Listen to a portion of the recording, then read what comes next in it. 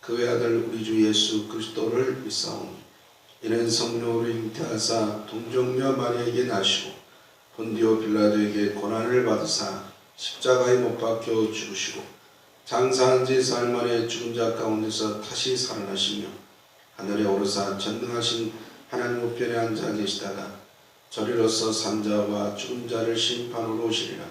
성령을 믿사오며 거룩한 공예와 성도가 서로 교통하는 것과 죄를 사하여 주시는 것과 몸이 다시 사는 것과 영원히 사는 것을 믿사옵나이다. 아멘. 할렐루야. 제 하나님의 말씀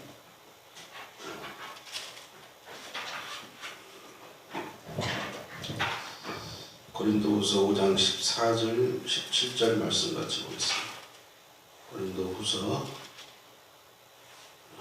5장 14절부터 17절 말씀까지. 내가 왜 이렇게 자꾸 끊어지냐 저기가. 고린도후서 4장 5장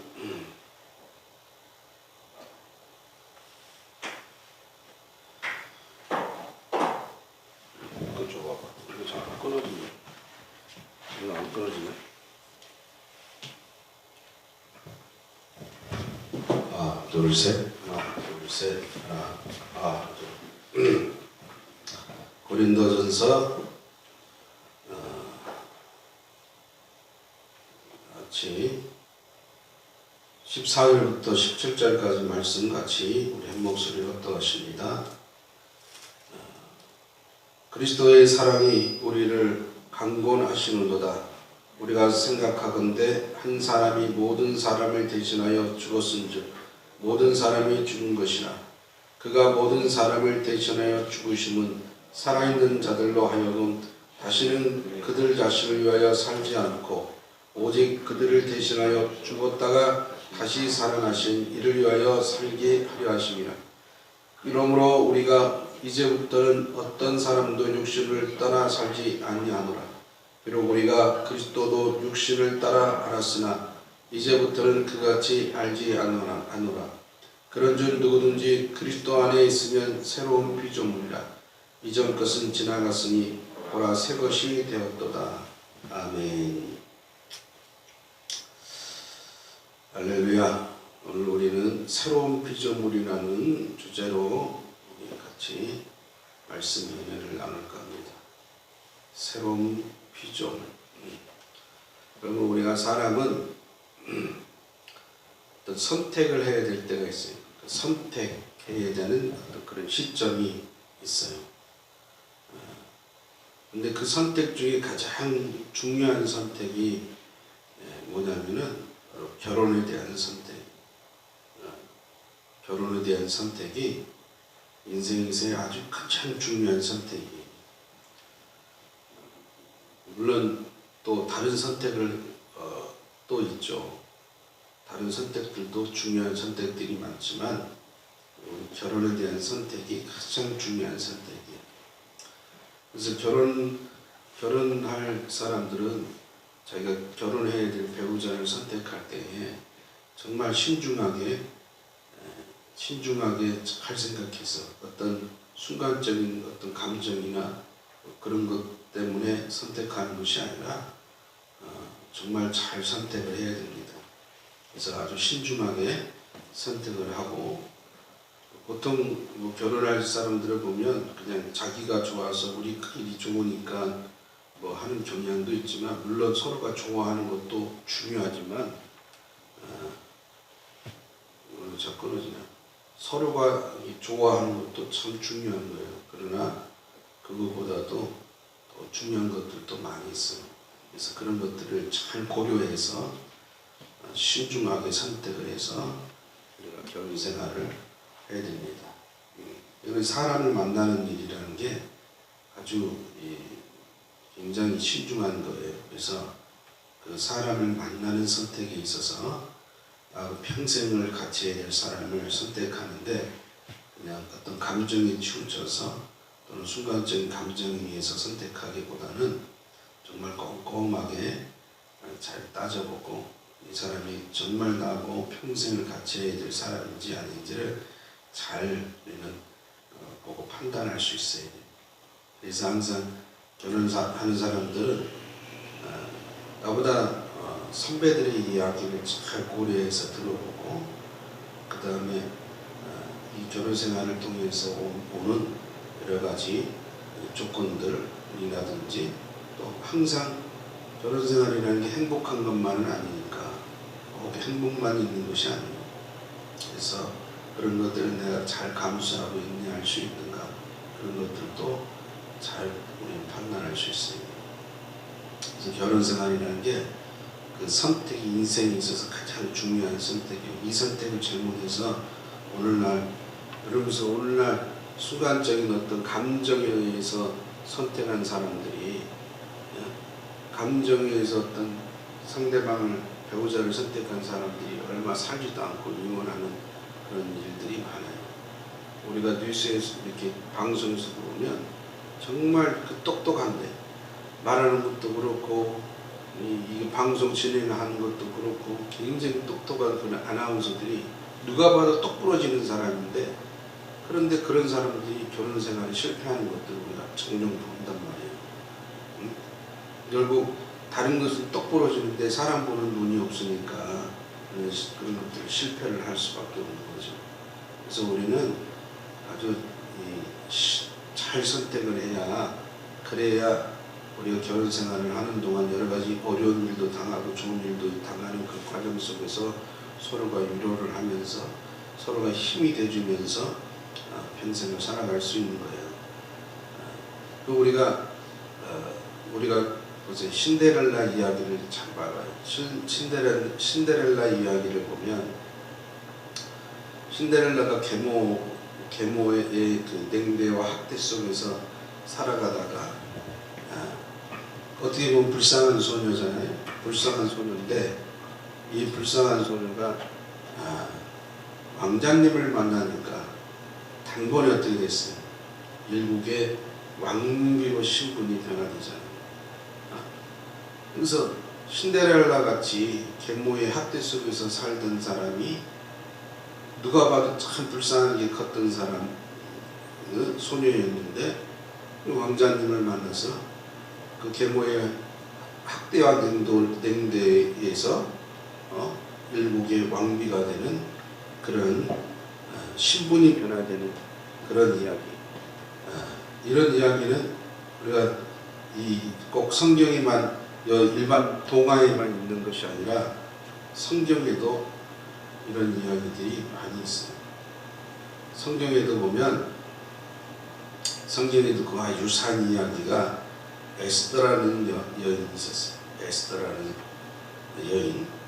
에스더서 2장 17절 18절에 보면 이 에스더라는 여인이 자기 삼촌, 물론 삼촌이 계모는 아니에요. 어렸을 때 부모를 잃고 자기 삼촌에게서 길러졌던 삼촌의 이름이 모르드게라는 사람인데 이 모르드게라는 삼촌의 손에 의해서 길러졌던 이 에스더가 이 왕후가 이 왕의 명령을 거절을 하고 왕의 명령을 거절했던 그리고 거절해서 왕위에서 폐위가 되고 난 뒤에 이 왕이 전국의 이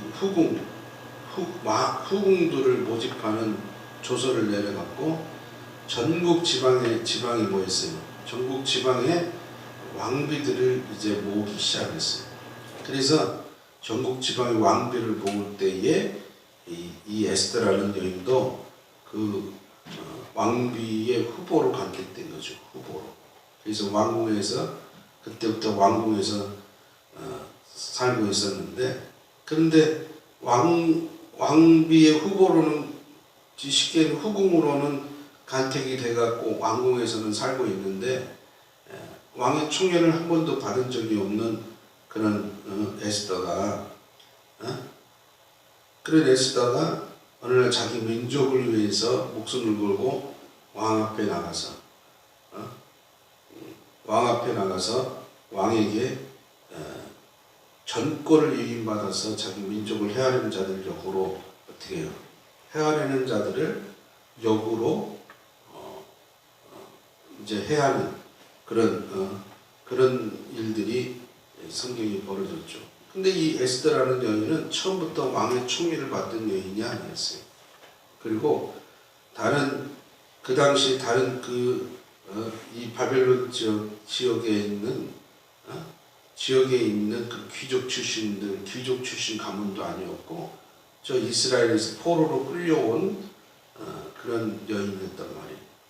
근데 그런 여인이 그 무섭디 무서운 왕의 총애를 받음으로써 드디어 이 페르시아 왕국의 왕비가 된 거예요. 왕비가. 이게 지금 신데렐라 이야기 똑같죠. 보잘것없는 여인이었는데 왕의 총애를 입고 그 왕의 총애를 통해서 자기 민족을 살려낸 그런 여인.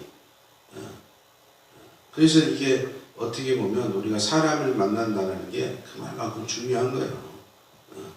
그럼 결국은 우리도 우리 인생에 있어서 굉장히 중요한 선택을 한번 했어요. 물론 결혼의 선택보다도 더 중요한 선택이 하나 더 있는데, 그건 그리스도와의 만남의 선택이에요. 그리스도를 만나는 것도 일종의 선택인 거죠. 선택. 우리가 누군가 나에게 예수 그리스도를 전해주고, 내가 태어날 때부터 예수를 믿든 안 믿든, 어떤 사람들은 모태신앙이면서 지금은 모태신앙인이 아닌 것처럼 그렇게 살아가고 있는 사람들도 많잖아요. 그런데 모태신앙이든 누군가에 의해서 예수 그리스도를 소개받아서 믿게 되었던 우리는 예수를 믿는 선택을 한 거예요. 이 선택은 우리 인생에서 가장 중요한 결혼이라는 선택보다도 더 중요한 선택은, 결혼이라는 선택은 결국 육신을 갖고 있는 이 땅에서의 삶 동안에 정말 좋은 만남의 선택이지만, 그러나 예수님과의 만남의 선택은요, 그런 영원한 선택인 거예요. 영원히 주님과의 만남의 선택이야. 영원히 내가 지옥 가느냐 천국 가느냐에 대한 선택인 것이죠. 그래서 그 선택이 누구보다도 귀한 선택이고, 그 어느 것보다도 귀한 선택이라는 거죠. 고린도 여기 보면 본문 17절 말씀에 누구든지 그리스도 안에 있으면 새로운 피조물이야. 이전 것은 지나갔으니 보라 새 것이 되었도다. 즉 새 것이 되는 그런 선택을 받았다는 말이에요. 새 것에 대한. 지금까지 우리의 삶은 죄인으로서의 사는 죄인된 삶이었어요. 그런데 그 죄인된 삶을 예수님을 만남을 통해서 뭐가 됐어요? 새로운 피조물이 되었다는 말이에요. 새 것이 되었다.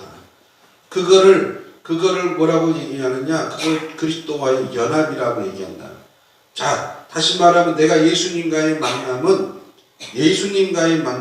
그리스도와의 연합하기 위한 선택을 우리가 한 거예요. 그리스도의 연합. 그리고 그리스도의 연합은 다시 말하면 뭘 얘기하느냐? 그건 새로운 피조물이 되었다라고 얘기해요. 그 새로운 피조물이 되었다고 하는 것을 또 예수님은 뭐라고 표현했냐? 그 거듭났다라고 표현한단 말이에요. 거듭났다. 거듭났다는 말은요, 처음부터 다시 태어났다는 말이에요. 또는 두 번째 태어났다, 아니 또는 위로부터 났다. 즉 위로부터 났다는 거, 하나님으로부터 다시 났다는 거, 하나님으로. 그게 거듭나면. 그러니까 처음부터 다시 났다, 또는 다시 태어났다, 또는 위로부터 났다, 그런 뜻. 그래서 위로부터 났다는 것은 하나님으로부터 났다는 거예요. 예수님도 끊임없이 이 땅에 계시는 동안 당신이 어디로부터 왔다라고 자꾸 얘기하는 거예요. 나는 위로부터 왔다라고 얘기했잖아. 예수님은 위로부터 왔다라고 했어요. 위로. 그 말은 뭐야? 나는 하나님께로부터 보냄받아서 왔다라고 얘기하는 거예요. 위로부터 왔다. 그럼 우리는 어디서부터 났어요? 위로부터 나온 자예요. 위로부터. 그러니까 위로부터 거듭난 사람이 새롭게 된 자다. 그 말이에요. 새롭게. 그 거듭났다라는 말은 다시 말하면 새롭게 되었다. 그 말이에요. 새롭게. 무엇으로? 새로운 피조물로. 새로운 피조물로 예수님과의 연합하게 되었다 그 말입니다. 그러니까 우리가 그리스도와의 연합이라는 말은 내가 새롭게 된 새로운 피조물이라는 건데, 이 새로운 피조물은 다시 말하면 뭘 얘기해요? 거듭났다, 그렇게 다시 태어났다, 처음부터 다시 났다 그 말이요. 어디로부터 났어요? 위로부터 나왔다. 우리가 육신은 땅으로부터 나왔어요. 흙으로부터 나와서, 그래서 인간은 흙에서 나와서 흙으로 돌아가는 육신을 갖고 있지만 우리의 영혼은 어디로부터 났어요? 위로부터 나왔다는 거예요. 위로부터. 그래서 우리도 항상 위로부터 난 새롭게 태어난 사람, 거듭난 사람이라는 거예요. 그러니까 새롭게 태어났다는 것은 다시 말하면 새로운 신분을 얻게 되었다는 거죠. 새로운 신분. 우리 신분이 새로운 신분이라는 거예요. 예수 믿기 전 우리의 상태는 본질적으로 뭐였어요? 진노의 자녀였어요. 에베소 2장 3절에 보면 저는 우리도 다 그 가운데서 우리 육체의 욕심을 따라 지내며 육체와 마음이 원하는 것을 하여 다른 이들과 같이 본질상 진노의 자녀였던 것이죠. 그러니까 본질상 진노의 자녀였어요. 원래 우리는 진노의 자녀였다니까. 그거를 뭐라고 표현하는 거야? 그 죄인이라고 표현하는 거예요. 죄인. 그 태어날 때부터 우리는 죄인으로 태어났어. 본질상 진노의 자녀로 태어난 겁니다. 그러니까 본질상 진노의 자녀로 죄인이기 때문에 죄인은 어떻게 돼요? 죄인은 죽을 수밖에 없어요. 인간은 그래서 죽을 수밖에 없는 비참한 존재였어요. 그런 죽을 수밖에 없는 비참한 존재가 누굴 만났어요? 예수님을 만나니까. 예수님을 믿으니까 그 신분이 변화되어 버렸단 말이에요. 신데렐라의 신분이 미천한 자에서 왕후의 신부가 된 것처럼, 에스더가 저 이스라엘 포로로 끌려왔던 미천한 신분에서, 여러분 포로로 끌려왔다는 것은요 노예인 거예요. 노예. 포로로 끌려온 것은 노예를 얘기하는 거예요. 노예. 다른 것이 노예가 아니에요. 전쟁에서 져서 진 국가는, 국가의 그 국민들이 이긴 국가가 노예로 끌고 가는 거예요. 그 노예의 신분에 비천한 자였어요. 근데 그 비천한 자가 뭐가 됐어요? 왕후가 됐단 말이에요. 왕후. 왕으로부터 가장 사랑받는 왕후가 됐어요. 그 수많은 후궁들을 다 제쳐놓고 가장 왕으로부터 사랑받는 왕후가 됐어요. 그 신분의 적상이에요. 그러니까 우리도 보세요. 비천한 죄인의 신부, 비천한 죄인의 신부였는데, 죽을 수밖에 없는 죄인의 신부였는데, 예수님을 만나니까 어떻게 해요? 우리 신분이 변화가 돼서 새로워졌다는 말이에요. 갈라디아서 4장 6절 7절에 보니까 너희가 아들임으로 하나님이 그 아들의 영을 우리 마음 가운데 보내사 아빠 아버지라 부르게 하셨느니라. 그러므로 내가 이후로는 종이 아니요 아들이니 아들이면 하나님으로 말미암아 유업을 받을 자리라. 그러니까 전에는 죄인이었어요. 종이었단 말이에요. 종이었는데 무엇으로 바뀌었어요? 하나님의 아들의 신분으로 바뀌어버렸다는 말이에요. 누굴 만나니까? 예수님을 만나니까. 예수님을 만나니까 종이었던 자가 아들이 되어버렸어요. 예수님을 믿으니까 우리를 사망의 신분에서 생명의 신분으로 옮겨졌다는 말이에요. 그뿐만 아니라 생명으로 옮겨졌으니까 생명으로 옮겨진 그 삶은 뭐요? 영생을 누리는 삶이 되었다는 말이에요. 하나님의 자녀는요 이렇게 영생을 누리는 삶을 삽니다. 영원히 하나님의 나라의 유업을 이을 자다 그 말이에요. 하나님의 나라의 유업을 이을 자예요. 유업자. 하나님의 나라를 상속받은 자예요. 상속. 그럼 우리는 하나님으로부터 하나님의 상속자인 거예요. 이게 엄청난 신분의 변화인 거예요. 여러분 이런 신분의 변화를 우리는 가볍게 여기면 안 돼요.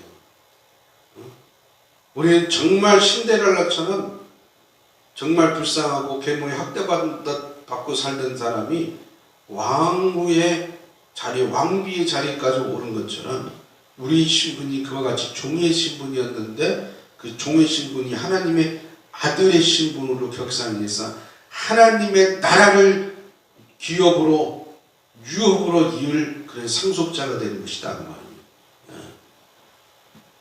우리는 이러한 신분의 변화를 늘 감사하며 살아야 돼요. 감사하며. 이런 신분의 변화를 늘 기쁨 가운데서 우리는 감사함으로 살지 안 됩니다. 그래서 신분의 변화됐다는 것은 다시 말하면 여러분 우리의 신분이 새로운 신분이 되었다는 것은 그런 새로운 신분이 된 사람은 이제부터 삶 자체가 새로운 삶이 되는 거예요. 여러분 과거에 종으로서 누더기 옷을 입고 살던 사람이 어느 날 왕의 아들이 됐는데 왕의 아들이 된 그 순간부터는 어떻게 해요? 좋은 옷을 입고 왕궁에서 살고 그죠? 좋은 교육을 받고 살잖아요. 그것을 새로운 삶이라고 얘기하는 거예요. 종으로서의 삶은 누더기 삶이에요. 누더기 삶이고 날마다 피로에 지친 삶이요. 그러나 왕자로서의 삶은 그 신분이 그 삶 자체가 변화되는 거예요. 이제는 고달픈 노동을 안 해도 되는 거고 이제는 좋은 옷을 입을 수 있고 맛있는 음식을 먹을 수 있고 오히려 내가 종으로서 주인을 섬기던 자가 이제는 왕자의 신분으로서 종을 거느릴 수 있는 신분이 변화된 것이다 그 말이에요. 그거를 무슨 삶이라고 얘기한다면 새로운 삶이다라고 얘기한다. 새로운 삶. 새로운 삶으로 변화된 거예요. 우리는. 여러분 우리는 정말 새로운 삶으로 변화됐어요. 그런데 그 새로운 삶은 예수님의 죽으심으로 말미암아 이루어졌어요. 죽으심으로. 예수님이 죽으심으로 그렇게 새로운 삶이 되었다는 말이에요. 그래서 우리는 그리스도를 위해서라면 우리의 생명까지도 귀한 것으로 여기지 아니하고 다 내려놓을 수 있어요.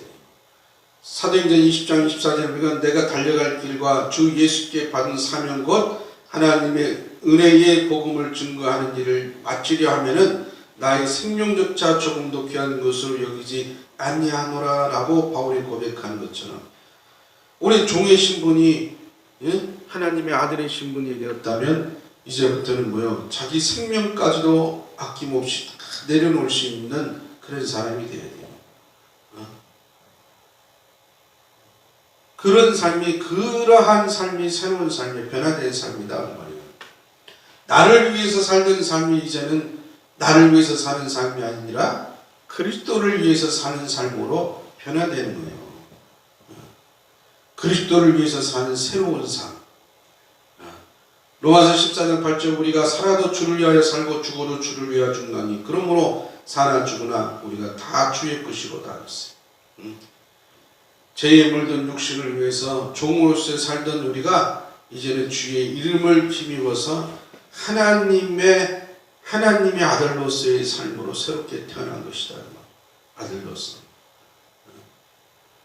나 자신의 소욕을 위해서 살던 사람이 이제는 나 자신의 소욕이 아닌 하나님의 영광을 위해서 사는 삶. 나의 소욕이 아닌 성령의 소욕을 위해서 사는 삶. 그런 삶이 여러분 보세요. 성령의 소욕을 위해서 사는 삶이 하나님을 기쁘게 하는 삶이에요. 우리가 어떻게 하면 하나님을 기쁘게 할까? 간단해요. 성령의 소욕을 위해서 사는 내 소욕을 위해서 사는 것이 아니라 성령의 소욕을 위해서 사는 삶. 그게 하나님을 기쁘게 하는 거예요. 내 육체와 내 시간을 죄 짓는 데 사용하지 말고 오직 하나님의 영광을 위해서 쓰는 시간. 에베소 4장 24절에 하나님을 따라 의와 진리의 거룩함으로 지으심을 받은 새 사람을 입으라 라고 얘기하는 것처럼 우리는 지으심을 받은 새 사람처럼 사는 삶이 진정으로 하나님과 연합된 삶이고 그것이 새로운 피조물이라는 사실을 우리는 깨달아야 합니다. 그리고 그와 같은 삶을 살아야 돼. 이제부터는 정말 우리는 새로운 피조물, 새로운 삶으로 살아야 돼. 그것이 새로운 피조물로서의 삶을 사는 거예요. 오늘 이 시간 기도할 때에 하나님 새로운 피조물로서 정말 살아가게 하시고, 새로운 피조물은 정말 새로운 삶이 됩니다. 과거에 죄인된 삶이 아니라, 과거에 나를 위해 살던 삶이 아니라 이제는 그리스도를 위해서 사는 삶으로 변화된 그런 새로운 신분에 맞는 삶으로 살게 하여 주시옵소서. 다 같이 우리 이 시간 기도하십니다. 기도합니다. 거룩하신 아버지, 감사와 영광을 드립니다. 너무나도 부족하고 연약한 저들 삶 위에 주님 함께 하시옵소서.